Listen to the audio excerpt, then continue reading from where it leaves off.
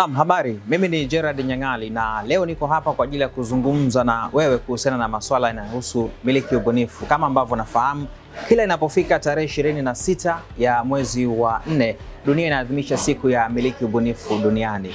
Na kwa mwaka huu 2025 kitaifa itafanyika tarehe 21 mwezi huu Mei mwaka 2025.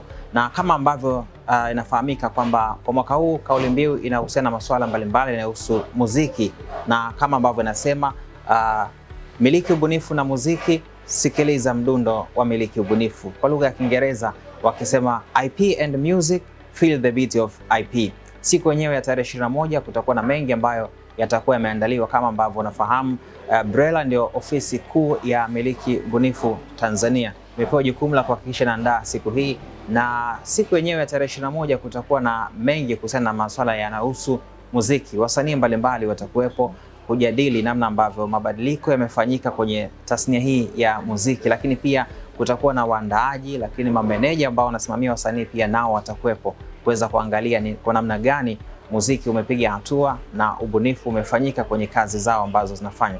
Kubwa zaidi ni kuhakikisha wanalinda ubunifu zao ambazo wamezifanya kwenye mawasilisho hayo ya muziki. Kuna mengi ambayo yatazungumzwa pia. Miliki ubunifu ya mwaka 2025, na kama ambavyo tunasema miliki ubunifu na muziki, sikiliza mdundo wa miliki ubunifu. Hakika hii si ya kukosa. BRELA.